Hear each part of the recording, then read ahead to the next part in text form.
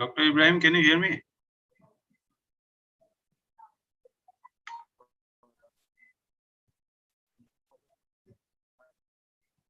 Hello.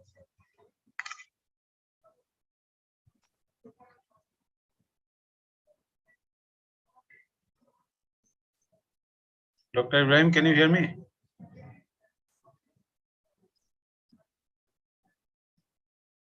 Rata? Yes, sir. I can't hear his voice. Okay, I think he's He's from his side. He's unmute now. Yes, sir. 1 second, sir. I'll check.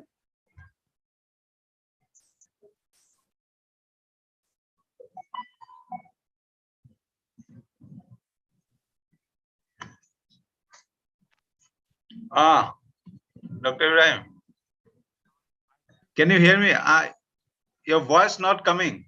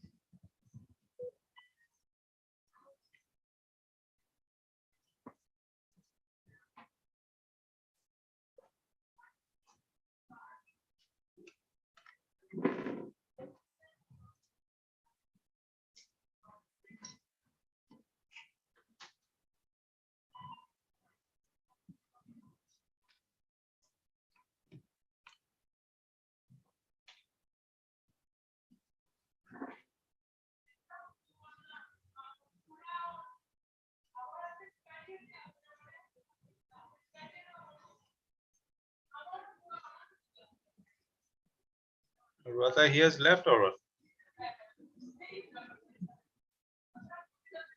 Just join again, sir.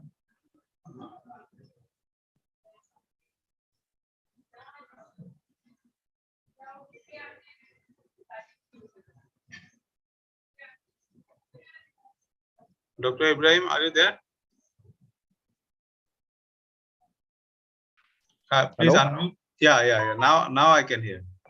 Can you hear my voice now? Yeah. Assalamu alaikum. Wa alaikum salam, Professor Jamal. How are you doing?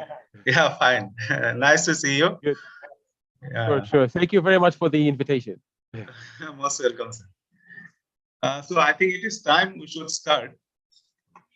Yeah, So, sure. dear participants, ladies and gentlemen, I have the privilege to introduce one of the distinguished resource person today, this afternoon. Let me formally introduce him.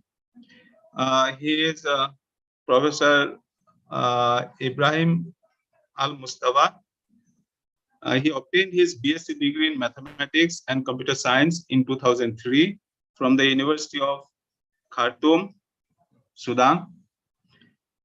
He then earned a master's degree in Industrial and Computational Mathematics in 2006 and a PhD in Applied Mathematics in the year 2010.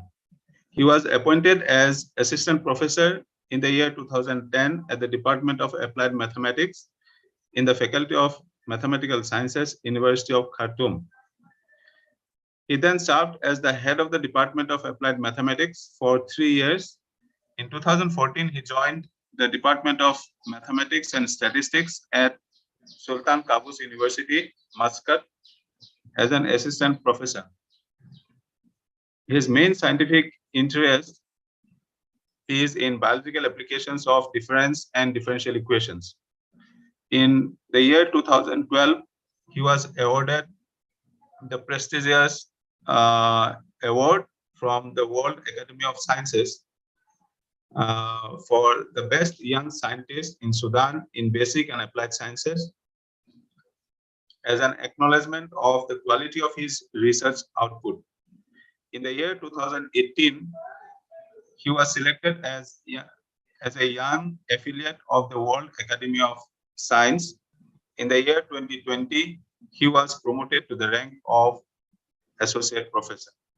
With these words, I welcome Professor Ibrahim Mustafa and request him to go ahead with the presentation. Sir, floor is yours. Yeah.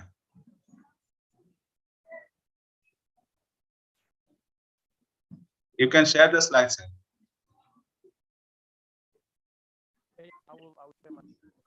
Yeah.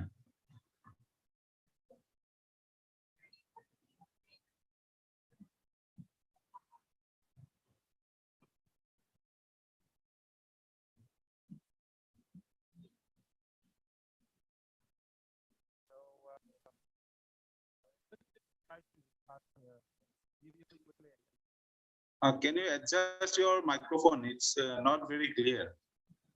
I mean, your voice is not coming.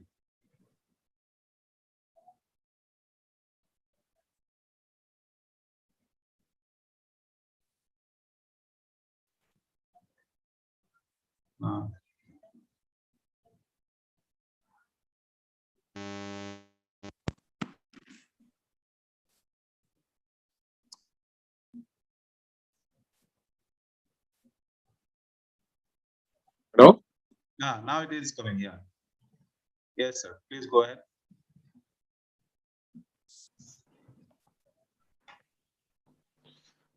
Sorry, is it okay now? Now it's okay. Yeah. Go ahead, please. Okay. So because this is a faculty development program, I thought that I will be talking on something mainly basic, but uh, most of the people who are working on mathematical epidemiology, they know that the computation of R0 is the first basic step in any mathematical analysis. So, and most of you, of course, you know the basic method, the next generation matrix method for the calculation of R naught. But I want to shed some light on the method itself and give maybe some brief introduction and some history, and then we want to discuss some things that people usually they don't discuss when they read or they use the next generation matrix method, because the method has some failures or have some problems, and we want to see these problems and how can we overcome these problems in order to have some other threshold instead of using some different method instead of only having this next generation matrix method. So if I can,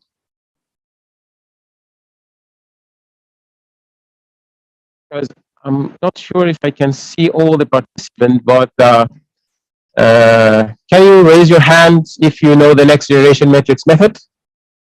Just want to see if you are familiar. Yep, with the method. All right. Okay. So, okay. Right. So, if you are familiar with the method, but if you're not familiar with the method, don't worry. We're going to discuss it. And we have some examples also on the method. But generally, we want to talk about the reproduction number. And actually, the basic reproduction number is, this is just the outline, because we're going to talk about introduction and the important method of the computing of R naught. Then this is the most important part, the failure of the next generation matrix method. That is really important. And then we're going to see some alternatives of R naught, because sometimes we might not be able to calculate it, or we might not be able to have a closed form for the basic reproduction number. So we need to see some alternatives, and that's going to be our talk. So the idea of R naught itself actually developed basically for demographic, because the basic idea of R naught is to predict the new generation. You know, when people start the mathematical modeling idea and we look at the exponential growth rate and other things, then if you have a simple differential equation, n by dt equal some constant by t, and then the solution is an exponential thing. So that solution will give you the total population size at some time, right? But if you will need to find the new generation, not the whole total population, you need, if you have a generation now and then you need a new generation, how you can do that? And that's how the idea of R naught came, because the idea of R naught came basically to find or to calculate the new generation of humans or the new generation of a population size, not the total population, but a new generation of a population.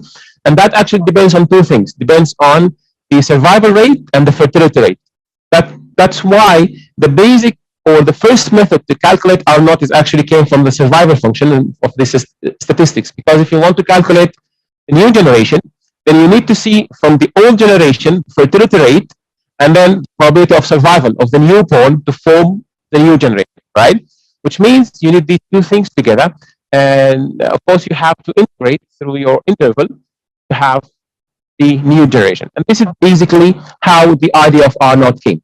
Okay, but actually, Ronald Ross, and of course, if you've done any work in malaria or read any papers in malaria modeling, you know that Sir Ronald Ross is one of the pioneers in the area or the field, because he was the first one who produced a mathematical model to develop a mathematical model for the dynamics of malaria, right, between human population and vector population. So in 1911.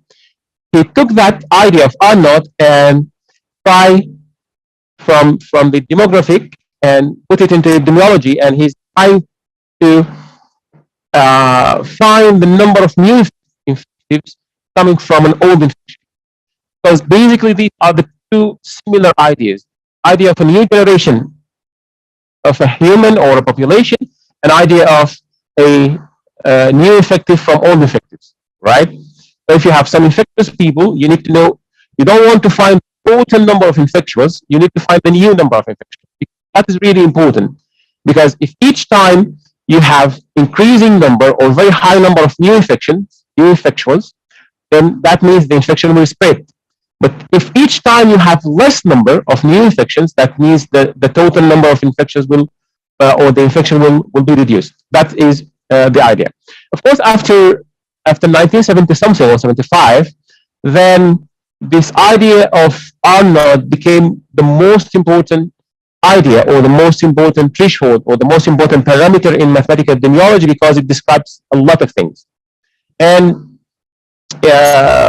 in 96, in the very important and very famous paper by Hittersbeek and Dietz, they have this quote. They said that R0 is one of the foremost and most valuable ideas that mathematics thinking has brought to epidemic theory or to epidemiology. Because this is a very important and interesting idea, and it's really important. And we're going to discuss why it is important in a few minutes. Or in a few minutes. Okay. Of course, R0 has a lot of definitions. Some of them are in front of you. The average or expected number of secondary infections caused by a single infectious individual during their infectious life. Because in epidemiology, a human became infected and maybe became latent or exposed for some time, and he could infect others. And when a human could infect others, he became an infectious. So when a human became infectious, from that time, we want to know how many new infections he will cause until he recover or die or whatever. I mean, in total number of new cases he will produce during his whole or her whole time, right? And that number we want to be different from human to human. That's why we will say the average or expected number of secondary, because there are some factors depending on the human, because each human is different from the other, but we are almost in mathematical modeling, we assume the simple things, that is homogeneous mixing and everything is normal and we don't have any inconsistencies. That's why we'll talk about on average, not the exact number. Another definition is the number of secondary infections resulting from a single primary infection into a totally susceptible population. And this is the main common definition and used by most people, right?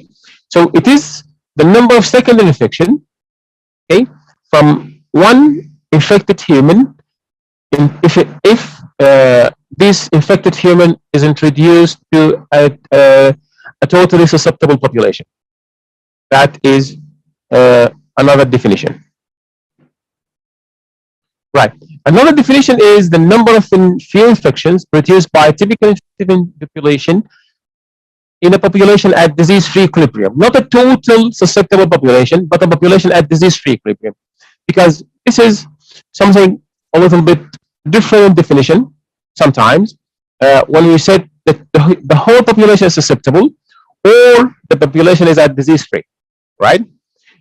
Because if you say the total population is susceptible, that means this population has no infection before, the whole population is susceptible. But if you say the population is at disease-free equilibrium, the infection might come and dies out and or clear, which means now we came to a disease-free equilibrium. So they are a little bit different.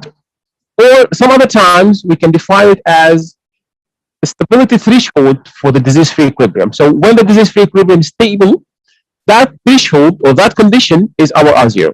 And this is actually some of the important definitions, although we might have a lot of other definitions. Now, why is this important? Actually, mainly are not as important because it is going to be used, or it is used in control programs. Any control program has to take care of R0 or has to work with R0 somehow, right?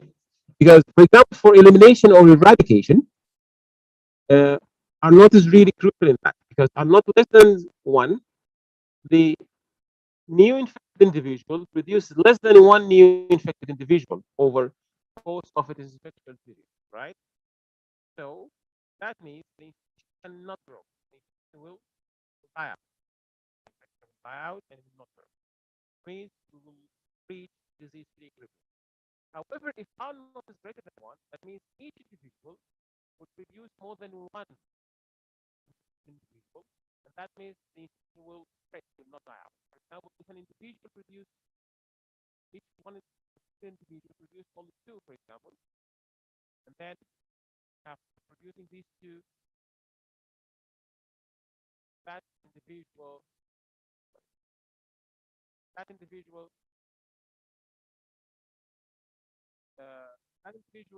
clears the infection.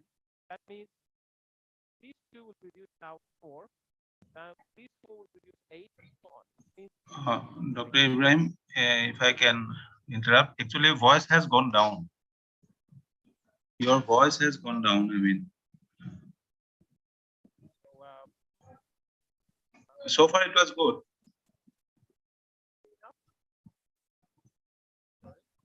No, not coming yet.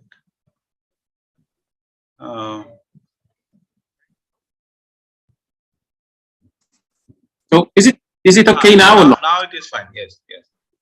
Please Can you hear my voice now? No? Yeah, it is okay now. It is okay now.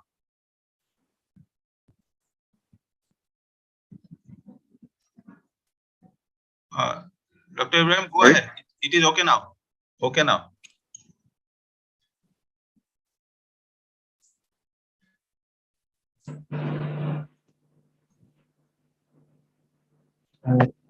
It is fine now. Coming. Is it coming now? Yes. Okay. I'm sorry, I don't know what's going on with the microphone. This is really. Yes. Sorry for the interruption. Go ahead. Okay. So if it's not coming, please stop me at any time, because I don't know what's happening with the microphone. I thought it's working well, but anyway, sorry for that. Okay, I was talking about the role of R0 in elimination or eradication.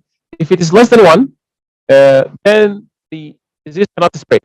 Actually, mathematically, we can say less than 1, but from a biological point of view, cannot say an individual produced less than 1 infected individual, but we can think of it on the other way around. For example, you need 2 infected individuals to infect 1 individual. That if for example, if not is half, then that means you need 2 infected individuals to produce 1 new infection. Means these 2 will produce only 1. That one cannot produce any new infection. That means the disease will die out. Okay. If it is greater than 1, then each one will produce 2 or 3. Then all these 3, each one will produce again 3, and then so on and so on. So the infection will spread. That's really very important in elimination and eradication. And we always want to bring it down. less than 1. We want to bring it to 1. When R0 itself is 1, actually, most of the time we have a bifurcation. Sometimes it's forward, most of the time it's forward bifurcation.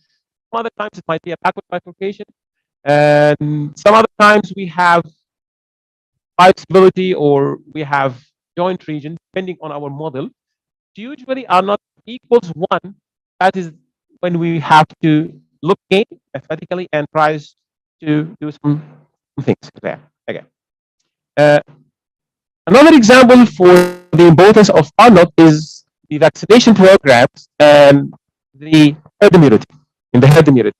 Because, for example, if any disease came, then to eradicate the disease or to eliminate it, we want to know if we have a vaccine, we want to know the percentage of vaccines has to be admitted to the population, right? And that's really important because vaccines actually came with limited resources. We cannot vaccinate everyone. If we can vaccinate everyone, then that's the optimal solution. But we cannot do that. So we need to find a percentage of vaccination that will produce what we call the herd immunity. Immunity means we vaccinate enough humans to stop the spreading of the disease. And here also came R0. So, for example, if you look at this simple SEIR model and tries to calculate R0 using any one of the methods, then we have this R0 alpha beta over alpha plus mu and gamma plus mu. Now, if we introduce a vaccination program and we want to vaccinate a portion of epsilon of the newborn susceptible. So now in the susceptible class, I have only epsilon available for the infection. And epsilon will 1 minus epsilon are available for infection, and epsilon is not available for infection or go to the vaccinated class, right? And if you calculate the effective or the control R0, because if you have any sort of control, then you cannot say this is a basic reproduction number. You say the control reproduction number, vaccination reproduction number, quarantine reproduction number, treatment reproduction number, and so on. And this is actually one of the major mistakes people are doing. That they have a control program and still call it the basic reproduction number. No. Generally, basic reproduction number means you don't have any control or intervention. But if you have any intervention, then this is called control reproduction number, right? So when you calculate the controlled reproduction number, now it's R0 hat, it is going to be 1 minus epsilon R0. Means if you want to bring R0 hat less than 1, you need epsilon to be greater than or equal 1 minus 1 over R0. And then this selection of epsilon will be enough or sufficient to bring R0 hat to be less than 1, right? For example, if R0 is too early, then you need to vaccinate a portion of 50% of the population. That will be enough for eradication, right? If R0 is really high, then you need to vaccinate a very high percentage of the population. That's why some of the diseases have been eradicated, like polio, for example, from most places, or diphtheria, or some other diseases already been, or the smallpox or other diseases already been eliminated because of vaccine was between 60 to 70 something percent. But for example, for rubella or for measles, because R0 is very high, especially for measles. Measles R0 is like 23, between 18 and 23. That means you need at least to vaccinate more than 88 to 90 something, 93, 94% of the population. And that's really huge. If you consider a very big country like India or China, that means all the newborn, almost all of them, because you're talking about 90 something percent. And there are some newborn in villages, some newborns in very far places. They don't have, even in Africa, back home here in Sudan, we have many people are born in villages and small countries or countryside. They don't have access to healthcare systems, so they cannot get the vaccine in time. Which means eradicating measles will not be an easy task because the percentage of the people who has to be vaccinated get full immunity or herd immunity is very high, right? And that's why actually, for example, for COVID-19, because most of the people when try to calculate R0, course, there are some estimates for R naught is really high. Like say people said 15 or something. Most of the paper estimates R naught between 2 to 3 point something or 4 maximum. Which means 70 to 75% of population, if being vaccinated, and the disease will be eradicated. And actually, what we are seeing now. If we vaccinate like 70% of the population or 70% of the population, the disease will be eradicated. And this is actually what happened in COVID-19.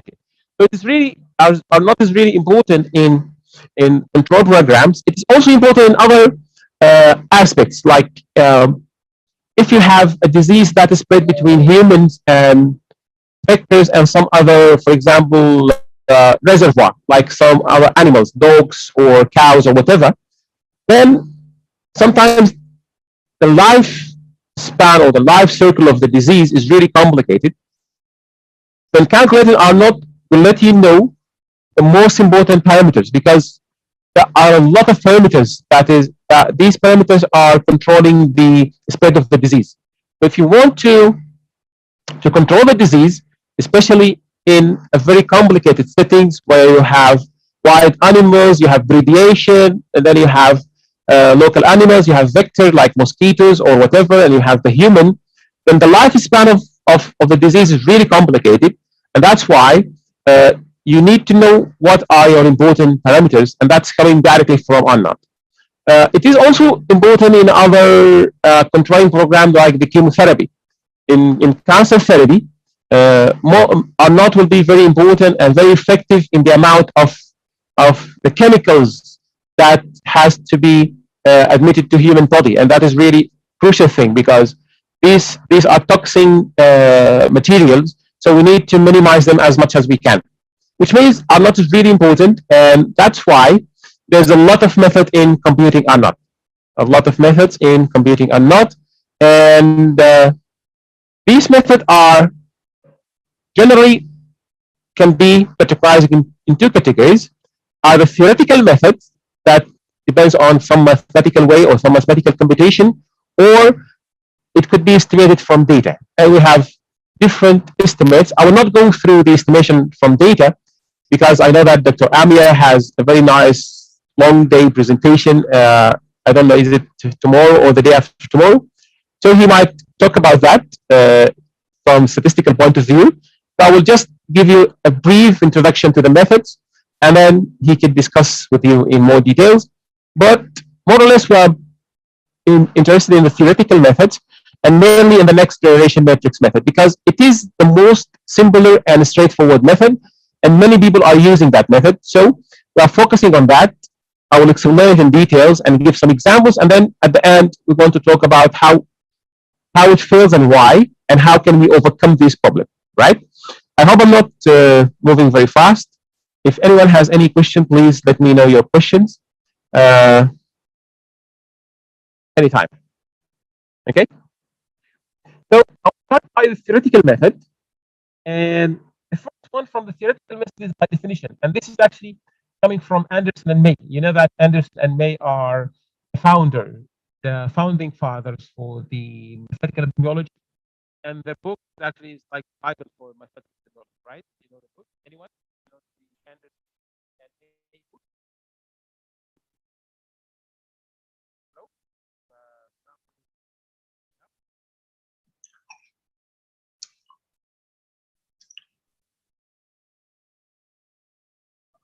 Dr. Ibrahim, please adjust again. I think it's sound.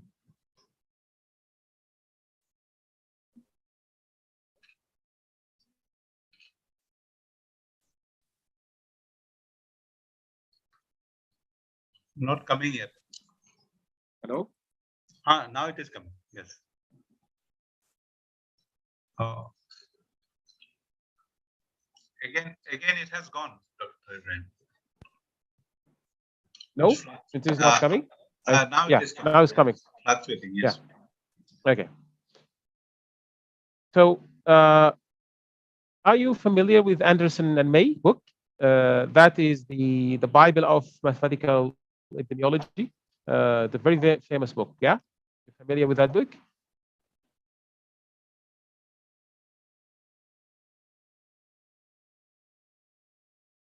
if you introduce treatment, then mostly it has to be a controlled basic reproduction number, right? Mostly, because people sometimes they say the basic in a sense of that treatment is not an intervention in some cases. Why? Because if you look for any simple SIR model, even without treatment, you have a recovery rate, right? Because mostly this gamma is called the recovery rate. But this recovery can be a natural recovery, right? Or it can be recovery due to treatment. So if you don't have a treatment class by itself, then it could be called, even if you said you have some treatment, some kind of treatment, that is a basic reproduction number. But if you have a treatment class for itself, then it is going to be a controlled one, especially if that treated class have some action. For example, that the treated human, are they able to be infected during the treatment program, or they are not being infected during the treatment program? After treatment, are they going to be susceptible again, or they recover? If there is some actions in the treatment compartment, then it's better to be called a controlled R0, not a basic reproduction number. Okay. Okay. From the definition that coming from Anderson and May, they said that the R0 is actually the infection per contact, or the contact rate, and the probability of effective contact multiplied by the period or duration of infection. If you multiply all these three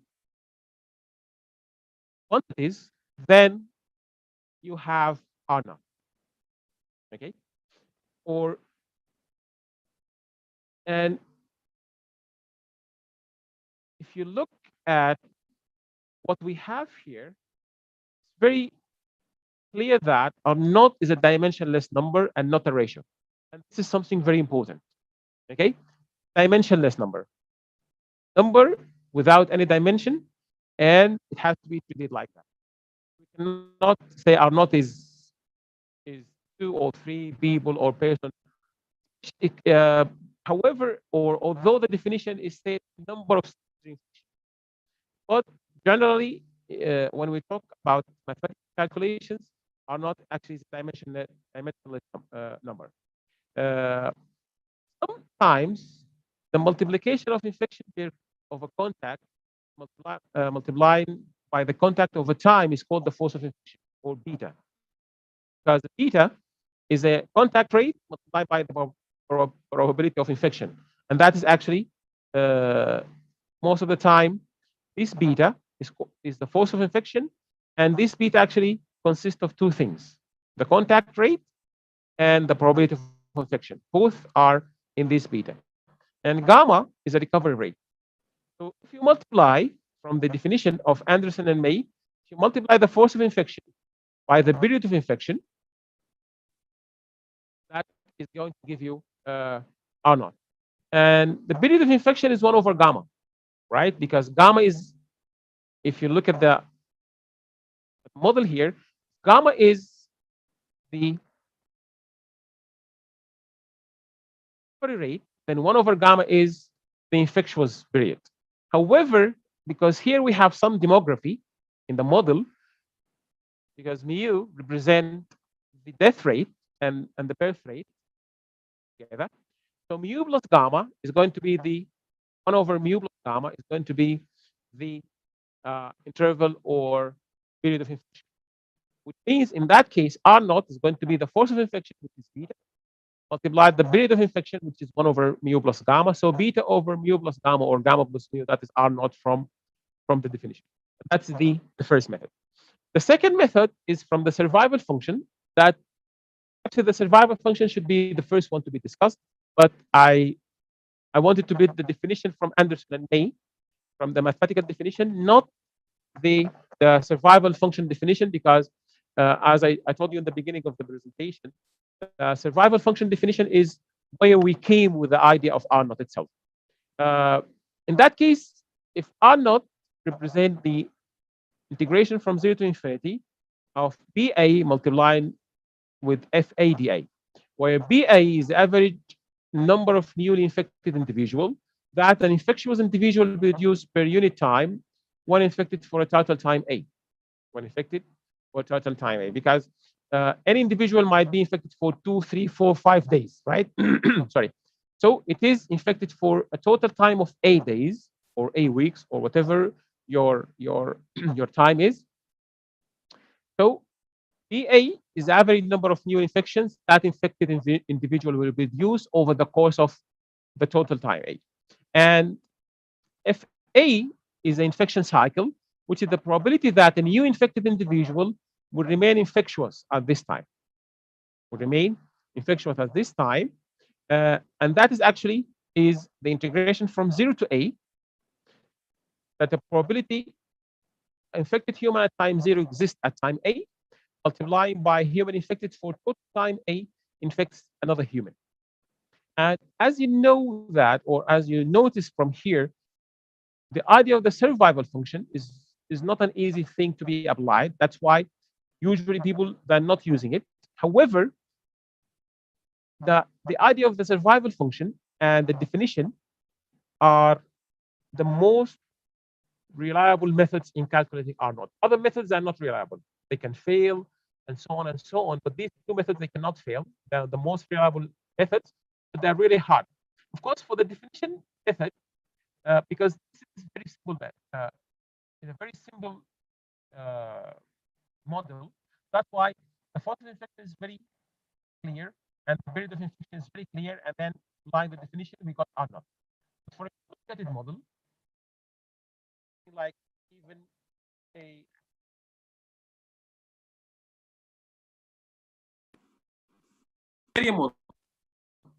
you cannot do it simple like that. It is not to be simple because not be able to know the force of infection very easy, so on and so on. So calculating from the definition is not going to be an easy task. Also calculating from the survival function is not going to be an easy task. However, for simple models, everything could be done, right? So for the simple model, if A is e to the power minus integration from 0 to A gamma ADA or gamma alpha D alpha. Why? Because from the definition here, if A is a probability that a newly individual remain infectious for at least time A. So at least time A means from 0 to A. From 0 to A, that integration.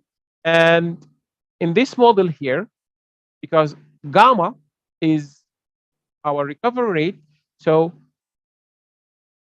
gamma of alpha d alpha, if you integrate that, that will give you the probability that an infection human remains infectious for this period of time. And why we have the exponential function?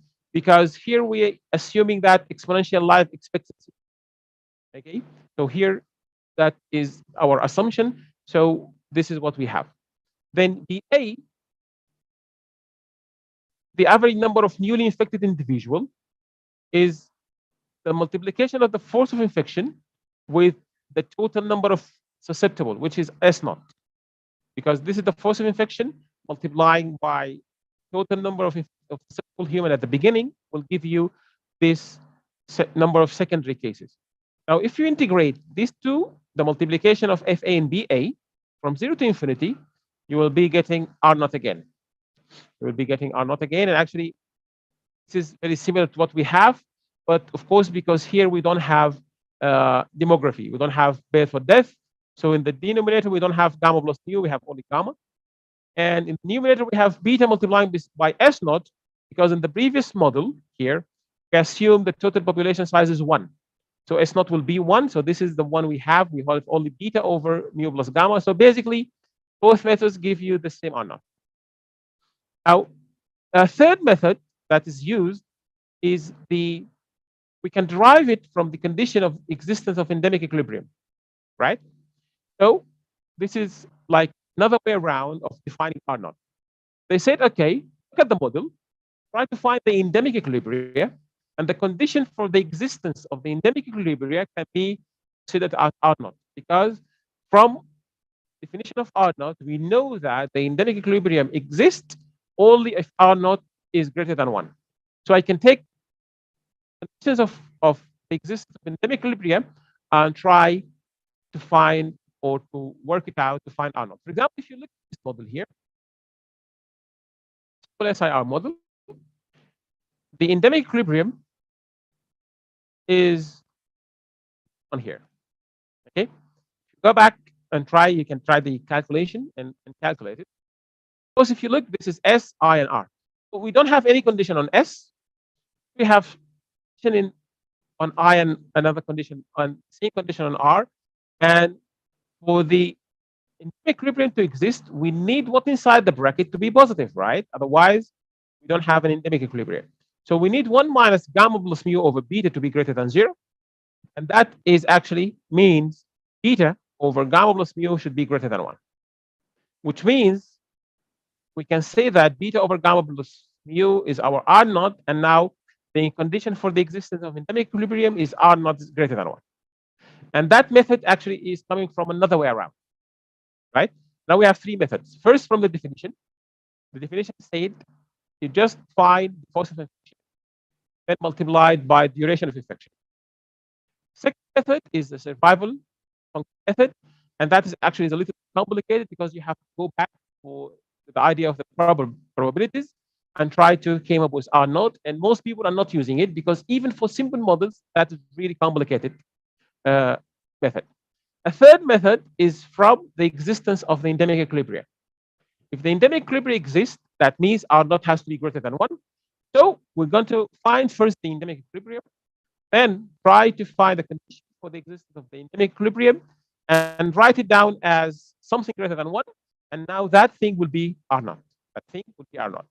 But in this method might not be easy because finding endemic equilibrium is not an easy task. If any one of you tries to look at any model, you know the disease-free equilibrium is always very simple to find because all infection classes are 0. However, the endemic equilibrium is not an easy task to find. That is an important thing. And we have another problem that might also occur sometimes, that you might have more than one endemic equilibrium. You have more than one endemic equilibrium, and that is mainly when you have a backward bifurcation. Because if you have a backward bifurcation, then that means when R0 is less than 1, you have another endemic equilibria. It might be called a semi-endemic or an axial endemic. Because if you look at your model like in space, then some equilibria, in equilibrium is at the disease-free equilibrium is at 0, 0, right? The origin. And the equilibrium is inside your domain. Time you might have an axial equilibrium. If you have an axial equilibrium, that axial equilibrium is called an endemic equilibrium. Again, because cannot be disease-free, because disease-free means the origin only. Otherwise, it's an endemic equilibrium. So if you have an endemic equilibrium, axial, or even you might have more than one endemic equilibrium, then you will have a problem with calculating R0. That is not going to be an okay.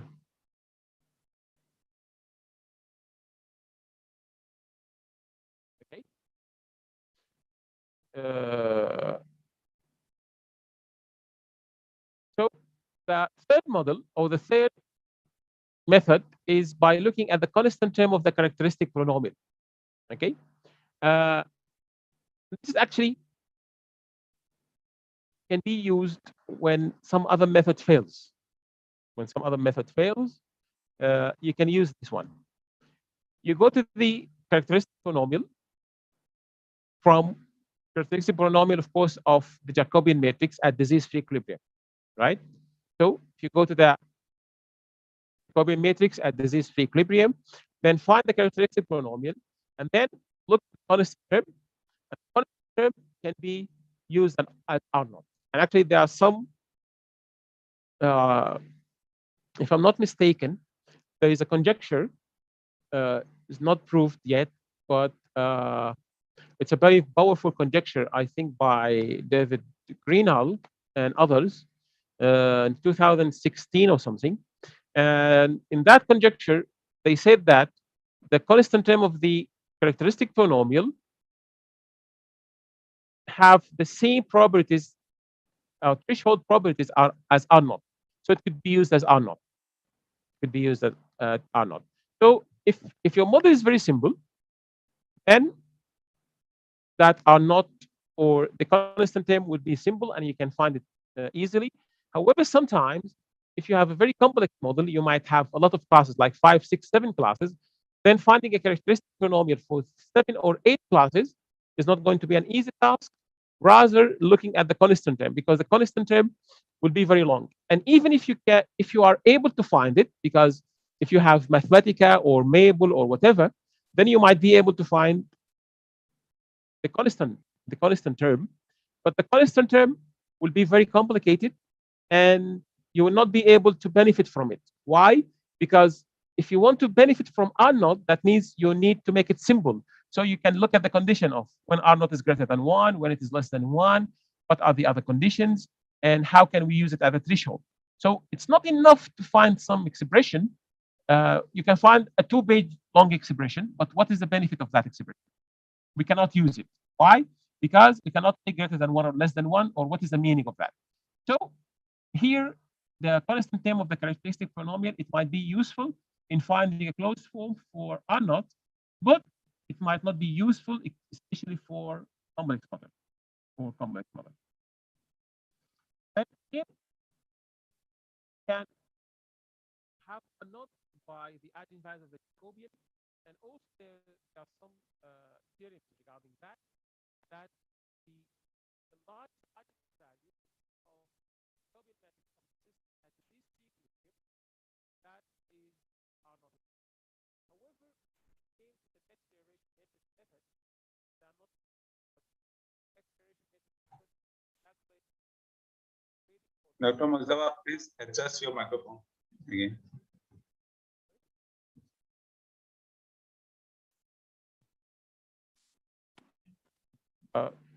Yes. So for another method is about finding the eigenvalues of the Jacobian of the system at the disease-free equilibrium.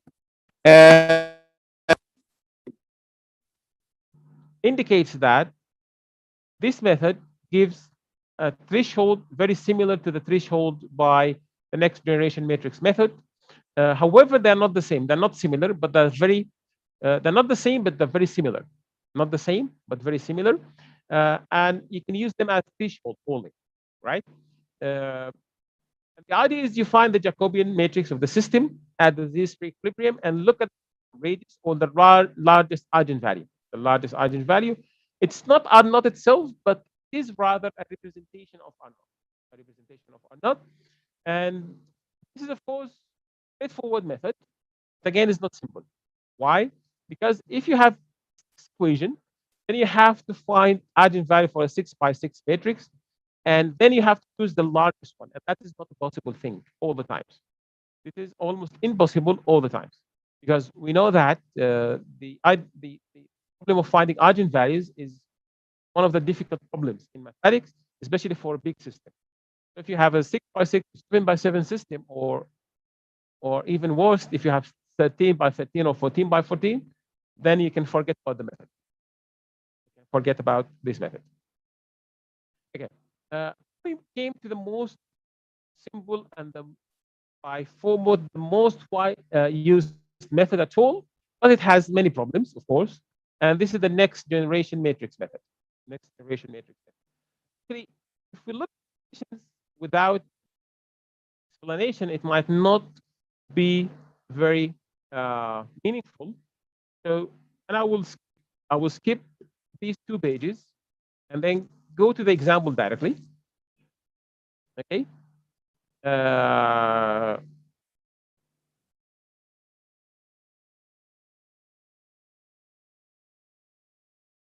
so yeah, I will go to the example directly, and then we come back to discuss the conditions, okay, or the method itself, how we can do it. So assume you have this model, the vector host model, okay. So it's a vector host model. You have S, I, R, and I.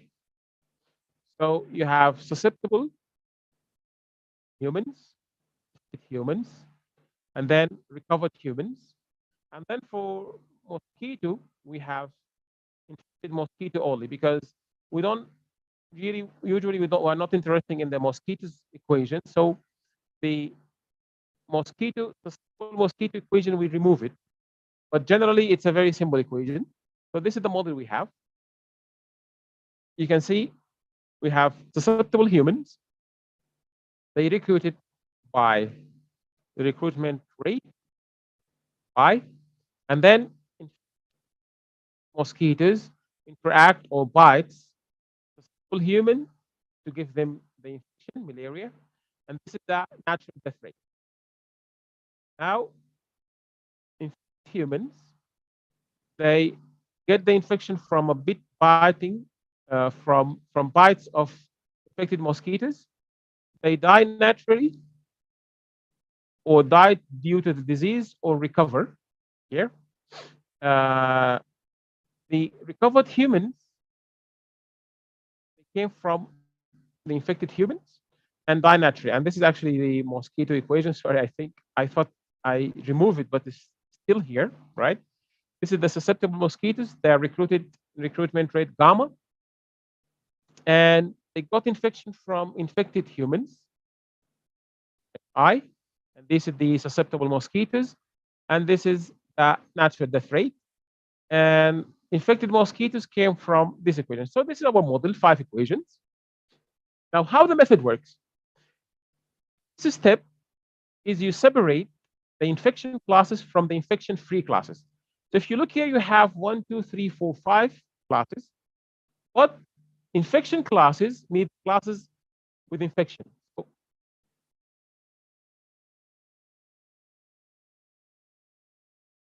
So we have only 2 infection classes: infected humans and infected mosquitoes. That's the first thing. Classes, we are not going to deal with them. So we are only dealing with infected classes. So we have infected human class and infected mosquito class. Okay, that's the first step. The second step, after you define the infected classes, from the infected classes, you have to spread between 2 things: new infection and the movement. So new infection means positive terms that are coming from the susceptible. This is by far one of the most reliable definitions, but this definition has some problems. We're going to talk about it, about the problems when we discuss the method, in details, right? For example, in the infected human, the term beta H, MIHS, this is called a new infection. And the negative term here is just the movement. And in the infected mosquito class, beta M, MSHI is the new infection term, and minus mu M, MI is a movement term. Okay, so I will put the new infection in a vector and the other terms in another vector, but was changing the sign. So the negative became positive and the positive became negative. That's why we have actually, I didn't put it, but generally, this is what we should do, right? Then from that vector, we produce Jacobian matrix from that vector by differentiating with between classes, which is HI and MI here. So this term, when you differentiate with this to HI, you get beta H.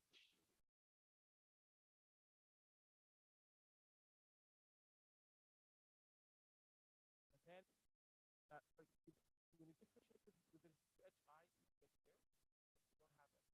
You don't have HI.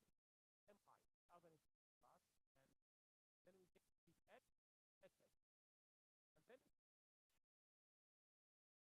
disease point.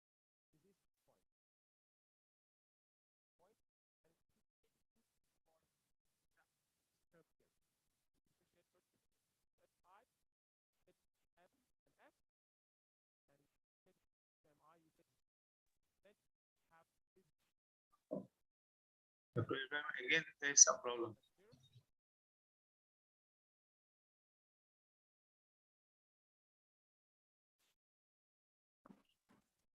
Sorry?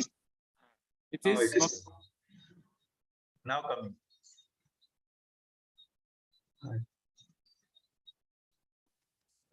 Hello? Yes, yes, go ahead. Okay.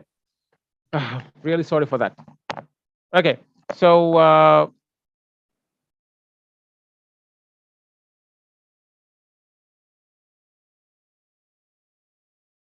okay, so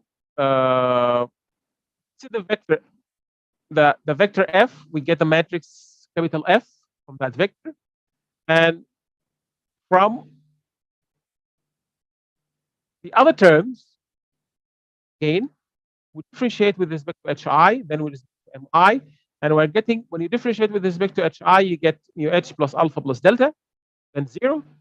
And when you differentiate this term with respect to mi, you're getting 0. Sorry, with respect to hi, you get 0. Then with respect to mi, you get mu h, mu m.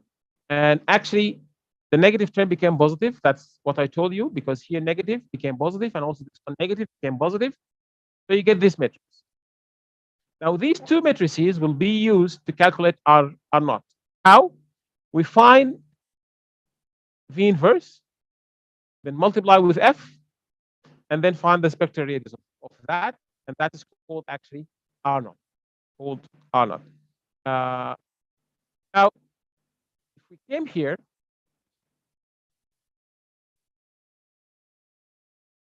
yes, as I told you, it's the set of all disease-free state. That's not going to be used, but we're going to look at the rate of appearance of new infection and the transfer terms in that compartment, the infection compartment only.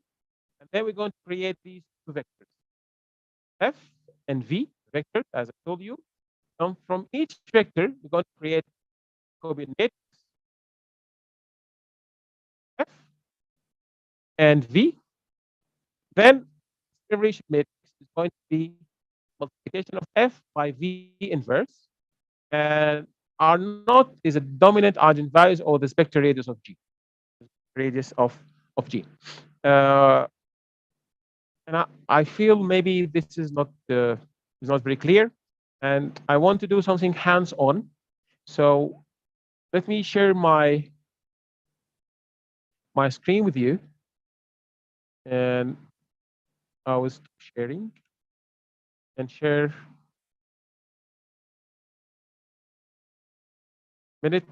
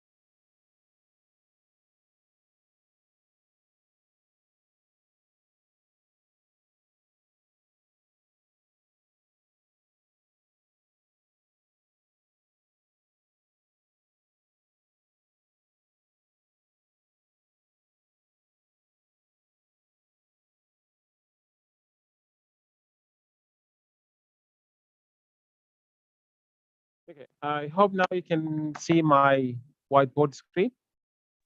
Yes, it is Right. visible.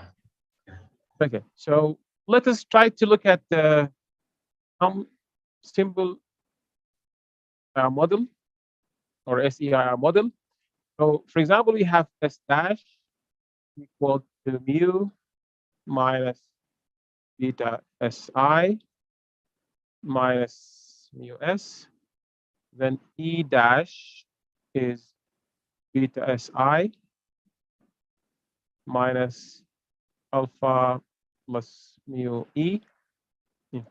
Then I dash will be alpha E minus gamma plus mu I, then R dash will be gamma I minus mu R. This is the simple SEI model, right? Now, the first thing to do is look at the infection or infection compartment. The infection compartment are these two compartments, right? Because exposed means not infectious, and I means infected and infectious. So these two compartments represent the infection compartments, right? So I will only focus on these two compartments.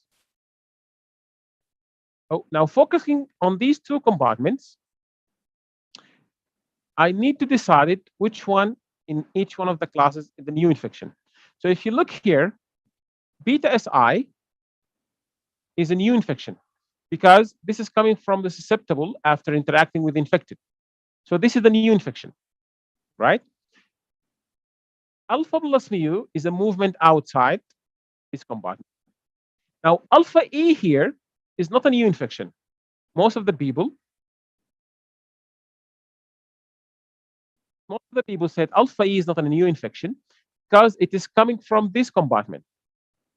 It's coming from another infected compartment, but not a new infection, not a susceptible compartment. So it's not a new infection. So this is only a movement term, and also gamma plus mu is a movement term. So when try to find your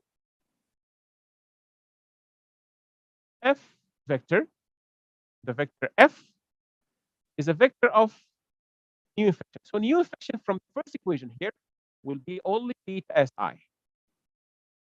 And from the second equation, we don't have any new infection, so it's only 0. Right? Is it clear? Now, vector V or new is a remaining term with reverse signs. So from the first equation, we have alpha plus mu E. And from the second one, we have gamma plus mu I minus alpha E, because we have to change negative to positive and vice versa. This is what we have. Now, the next step, the next generation matrix method, to produce Jacobian from each one of the vectors, right? I have to find the vector matrix F or Jacobian matrix F to differentiate, because the first equation, if you look here, is a equation for E. I have to differentiate first with E, then with respect to 5, as all that I have. First differentiate with the E, you have here, you don't have E here. I'm talking about this one. Now differentiate with 5, you have S. But this is S star. Now it's substitute to this. And here we have all the zeros. Okay, Ram, sound again. It's very interesting. We don't want to miss. Okay, I will do my best to. Okay, so again, I was talking about finding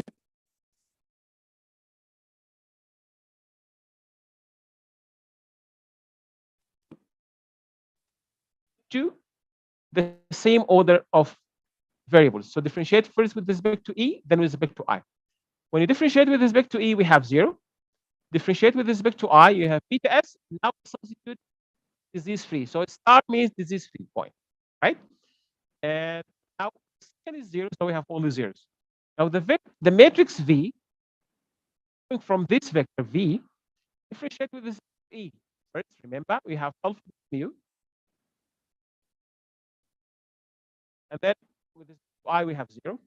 Now, second, here, when you differentiate with this E, you have minus alpha. Differentiate with respect to I, you have gamma plus mu. Right? Now, how to calculate R0? Find V inverse.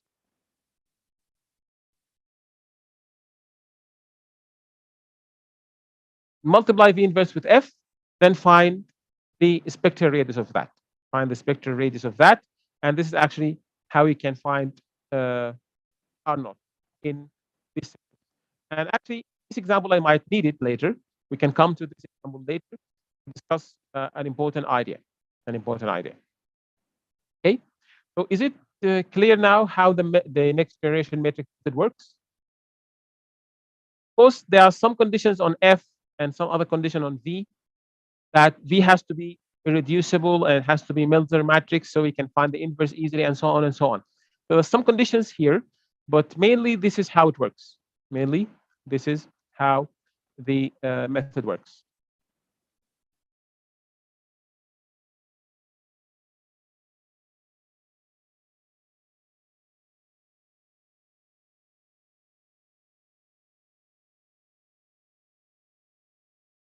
Okay. So this example here is a vector host example, as I told you, and why I bring it, because it will show you that we might have different R0s. So for example, if you try to use a survival method, then you have this R0 here. And when you try to find the next generation matrix method, then you have this R0 here. It's actually the same R0 of the survival method, but under a square. And actually, in the literature, most of the time, when you are having a vector house model, are not which is coming from the next generation matrix method is coming under a square root, and people used to say that you need presents that you need 2 generations for the infection to spread. Why? Because a human cannot infect another human with malaria directly, right? A human can infect a or a mosquito, then a mosquito can infect another human, which means a human can infect human after 2 generations, not a single generation. 2 generation. That's why we have a square root. But actually, this square root might come in the next generation matrix method from other root. I will discuss it later. And actually, it's a problematic somehow, and that's why when we came to discuss the failure or the problem of the next generation matrix method, we were going to discuss this idea of the square root. Okay. Then when we talk about the other method of the large eigenvalue of Jacobian, you have something different, as you can see here, because Jacobian of only the classes, I and Mi only, these 2 classes. Then when they look at the Jacobian at disease-free and try to find the eigenvalues, then this is the eigenvalue, or the large eigenvalue. Okay, and we have something different from R0 from the next generation matrix method and R0 from the survival. So you can see you have R0J, that is the Jacobian, 0N, that is next generation, 0S is the survival. So the one calculated from the survival is actually related to one calculated with the next generation matrix method. Only the problem or the difference is the square root. Only the difference is the square root. Constant term of the characteristic polynomial is same as the survival method. That's why it's really reliable, as I told you, and you can use it most of the time. But it is not easy if the model is really big or very complex or very huge. Then we cannot use the constant term of the characteristic polynomial easily. But it is very similar, or in this case, it is similar to the one came from the survival method. However, this is also not all the times. Sometimes the one coming from the constant term of the polynomial even different from the one coming from the survival method. Now, when we came to the existence of endemic equilibria, the endemic equilibria is given by these terms, and again, the R node coming from the endemic equilibria is different from all others. And now we have different R node each time. And actually, the one coming from next generation is equal to the one coming from the survival, which is, sorry, the one coming from the survival equal to the one coming from the Jacobian, and that is equal to the square root, or the next generation matrix method is equal to the square root of that one. different from the one coming from the characteristic polynomial and different from the one coming from the existence of the endemic equilibrium. So as you can see, we have like 5 or 6 different methods, theoretical methods, and sometimes, or more can say, most of the times, they produce different unknowns. They produce different unknowns. Okay. The most important and simple one to be used is the next generation matrix method by far, because it's very straightforward, very simple, and we can do the calculation easily with any computer algebra system, even if the model is complicated or very complex in most of the time, except for simple cases, and I will discuss with you later. Now, the other category of finding our node is from data, estimating from the data, and we have what we call the average age of infection. And I don't want to spend a lot of time here because I know my time is almost over, and this is an afternoon. I don't want to make it a very long afternoon. So let me just go quickly. If L is a mean lifetime and A is the mean age of acquiring the disease, then R0 can be estimated with L over A. And this is actually estimated for many diseases, as you can see in the literature. The growth rate, or the intrinsic growth rate, it's an implicit method or implicit definition for R0, but mainly from the graph of the infection, because the infection first grows almost exponentially, and then either decays a little bit or changes growth.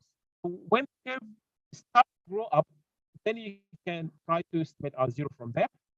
And this is one of the most used methods from the epidemiological data is final size equation. Because R0 It's sound again, Dr. Ibrahim.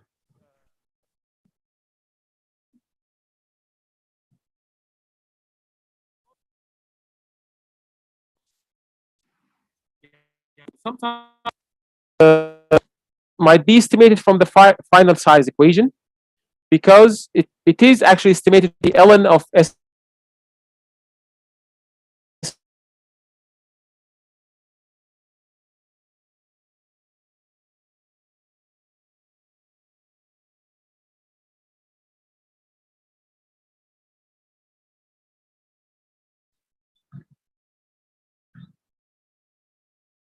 Again, unable to hear.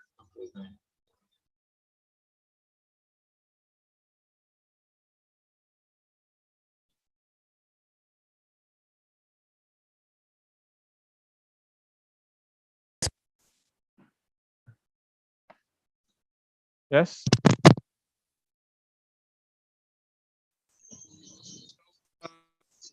That when an epidemic hits the population, usually the epidemic,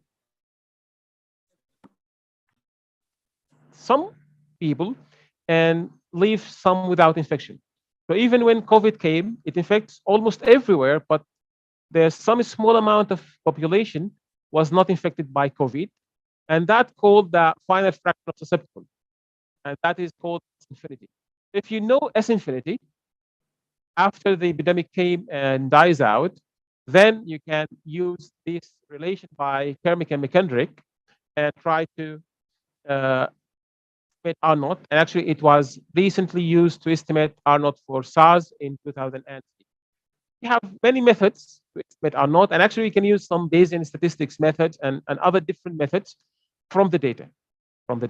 But what is the main difference between the theoretical methods and the estimated method or statistical method? Is that theoretical method, before the epidemic hits the population or even during the epidemic, we can try to find R0 and try to find some values for R0 from creating the parameters from the data and then finding the value for R0. But these methods of statistical methods, you have to wait for the endemic or epidemic to die out.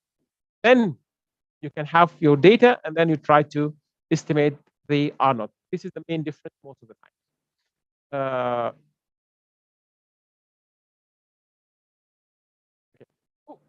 the important part. Hopefully, I have like 5 or 6 seconds. I can do this very quickly.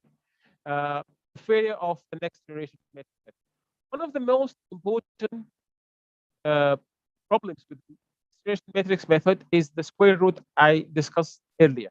And I told you when you have an infection like malaria infection, a human cannot infect a human directly, but usually human infects mosquitoes, then a mosquito infect another human. So for example, if a human infect on average 2 mosquitoes, then each one of the mosquito infect on average 3 humans. That means the first human infects 6 humans. Even this is not direct infection, but this is due to only one human infect all these 6 humans, which means if I want to calculate R0 should be 6, right? Because one human infects 6 humans. Although we have 2 mosquitoes in the middle, but still one human infects 6 humans. And this is what is coming from the survival method. That is called the R0 equal to 6. However, if we use the next generation matrix method, R0 will be the square root of 6. As we see from here, right? Because usually when you use a next generation method for any vector host method or vector host models, you will have the square root. And this is mathematically okay. We don't have a problem with that from a mathematical point of view. But we have a problem from epidemiological point of view, and this is not meaningful biologically. It's not meaningful biologically, as it's really very clear that this human infects 6 humans on average, but the next generation matrix method said it infects only square root of 6. Actually, there is a huge difference between 6 and square root of 6, and we might have an over or underestimation of R0 if we use the next generation matrix methods. That's why many times when people are trying to approximate or estimate R0 for malaria, they having problems of underestimation. Another problem of or the failure of the next generation matrix method, actually the next generation matrix does not cope very well with more than one disease state. So for example, here we have 2 disease states, E and I. And this is the example I have already discussed with you, if you remember, the SEIR model. And actually R0, because in our example, we assume the new infection only came to the E class, and alpha E is not a new infection, is only movement. So in that case, this is going to be R0.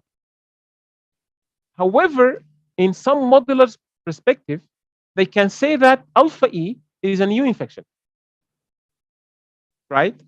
Some people might say that. Actually, in this case, it's very hard to imagine someone might say alpha E is a new infection, but sometimes, especially for example in TB models, because in TB models you have latent, and then you have active and inactive classes of TB, because someone might have tuberculosis active or inactive. So from the latent period, someone might be active, someone might not be active. So people say the inactive are not new infection, or the active are new infection. And there's some debates on that. So if you have more than one disease and there is a problem with what we call new infection, then R0 will be totally different. And in that case, if you use the next generation matrix method, and assuming that alpha E is a new infection, then you will have a square root in R0. And that's why, because now we have like two generations again, because we have a generation E, another generation I, then we have a new infection. So we have 2 generations. That's why the next generation matrix method brings the square root immediately, And this is actually when it fails, like that. Another problem is sometimes we might not have a closed form, even for very simple models. For example, if you have a vector-borne disease with some sexual or homosexual transmission, especially because still remember in 2019, there was the first case of Zika reported in Spain, that a male transported to another male, right? So we try to model that, and we have to separate our population, human population, to male and female, because the the transmission is only happening from male to male. So we have male to male transmission, but not male to female or female to female transmission. We don't have that. And then we have the regular transmission through mosquitoes. So now we have like 3 ways of transmission: male to male, vector to male, and vector to female. And for that, we couldn't have any closed form for R0. Although the model is very simple, the model is actually only 8 equation only, but still we don't have any closed form for R0. So this is one of the problems. Another problem is if you have a multi-batch model. So here we have a vector host model, but in 2 batches, like if you have 2 cities and people are moving from one city to another city. So if you have a multi-batch model, it's going to be very difficult and very complicated to have a closed form for R0, even using the next generation matrix method. And that is another problem. Another problem, actually, the next generation matrix method suffer from the uniqueness sometimes. Okay. For example, if you look at simple SI model and the I over dt is beta SI minus mu I, then R naught will be beta S naught over mu, where S naught is the total population of susceptible or total population size. However, if you, for example, add and subtract 5i, so mathematically is like we didn't do anything, right? Right? And from modeling point of view, from modeling point of view, this 5i might be a migration of infectives, and minus 5i might be a death rate, for example, right?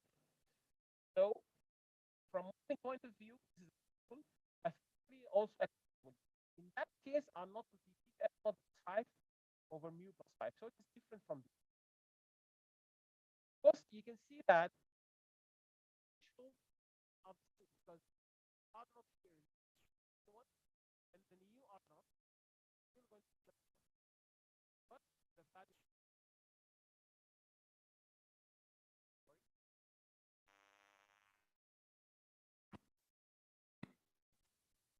Sorry for that.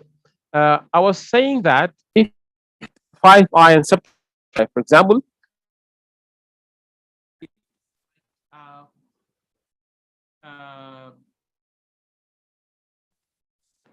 an infective immigrants or immigration of infectives, and the negative term might be death rate, for example, something like that, then the new R naught will be beta S naught plus 5 over mu plus 5. And the limiting case is the same, because if first R naught is less than 1, the second or new one is still less than 1, right? Because if you add 5, the numerator and denominator, if it is greater than 1, it will remain greater than 1. If it is less than 1, it will remain less than 1. That will be different. And we know that the value is very important in determination of things like chemotherapy, the percentage of vaccination, and other things. Yes, we are mostly interested in to see if it is less than 1 or greater than 1 for the elimination purposes, because less than 1 means we can eliminate, greater than 1 we cannot eliminate. But sometimes the value itself is very important. Like as I told you, in if you want to know the vaccination percentage, if you want to know the amount of chemotherapy to be admitted and other things, then the exact value of R naught is very important.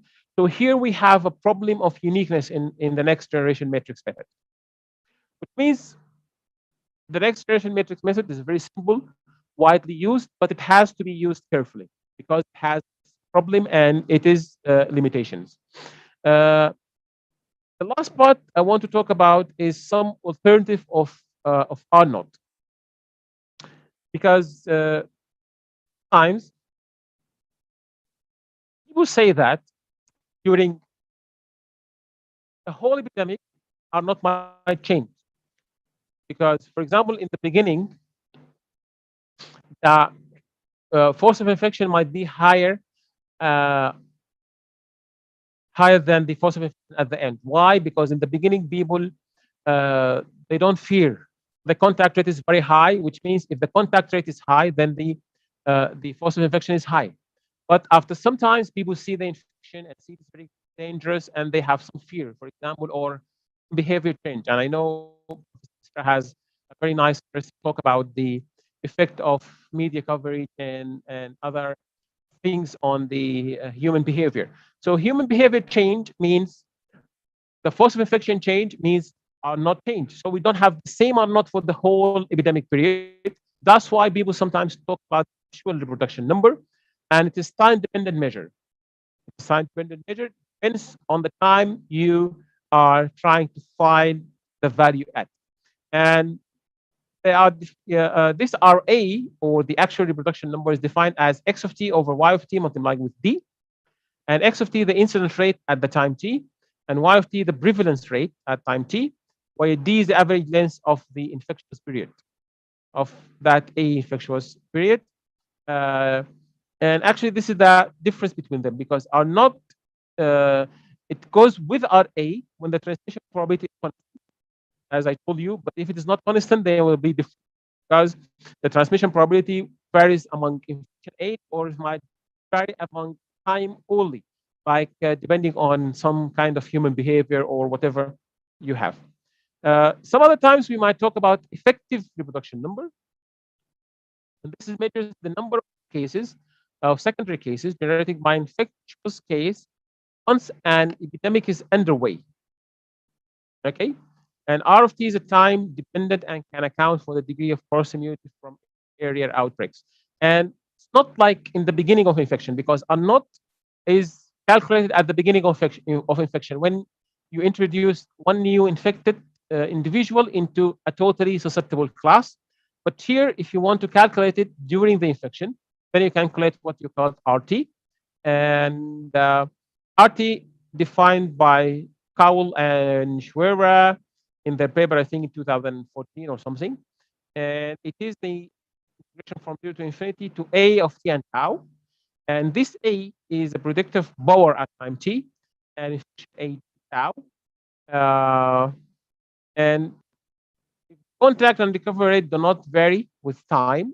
If the recovery rate is constant and also contact rate is constant, then RT is simply T over S naught multiplied with R naught. This is simply what we have. And another important thing is that if you have a disease affected by seasonal changes, then we have course of infection depends on time. Like, for example, in malaria models, we know that beta is not constant, because beta will depend on the time. If it is raining season or dry season or whatever, then you have like a seasonal changes in the infection. Then R naught will be something like that.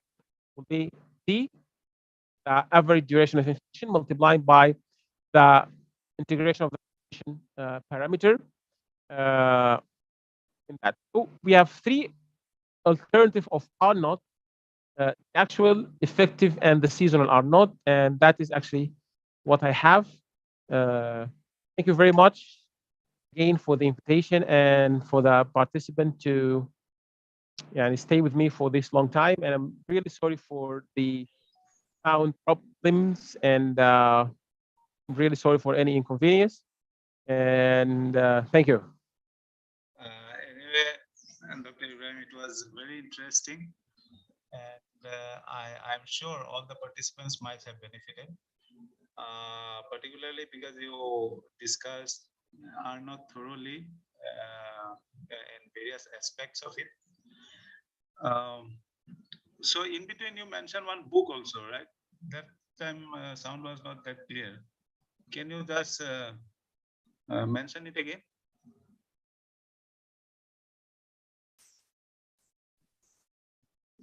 You are not getting the voice. I cannot hear it very well. Can you hear me? Yes. Okay. No, I was saying it was really interesting, and you had given thorough discussion about R naught and various aspects of it. And some book you mentioned in between, I didn't get it also clearly. Voice was not clear that time. Can you just mention it again? Yeah, actually, the definition of R naught came in the Anderson and May book, and that is the very famous book by Anderson and May. People can have it. Papers regarding the failure of the not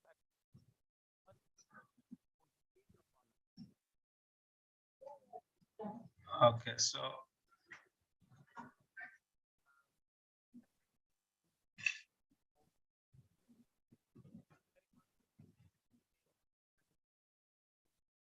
I think voice again gone down. Anyway, let us see if there is any questions.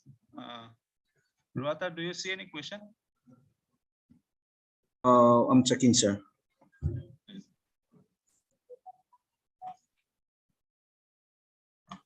Or anyone want Okay, to I think there is no question, sir. anyone want to interact can raise hand, then you can unmute them. Yes, yes, sir. There's no question right now, sir.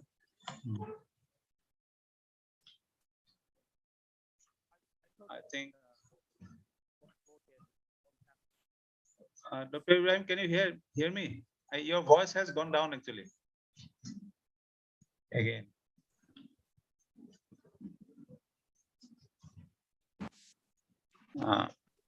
Yes. Now I was saying that my talk with you here. Anyone has any question, or please, if you want, my contact is with Professor Jamal, and I would be happy to send him this talk. And if anyone needs anything, then please just let me know. I will be more than happy to help. Actually, now I'm back home in Sudan, but for a short vacation, I'll be living this week. But after that, I will be more than happy to help with anything. Yes. So anyone would like to ask any question, you can raise hand. You can unmute.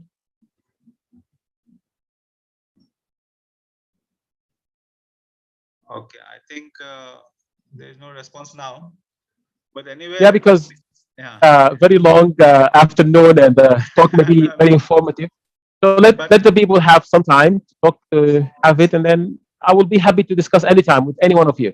No worries. Anyway, it was really interesting, and I'm sure all of us benefited.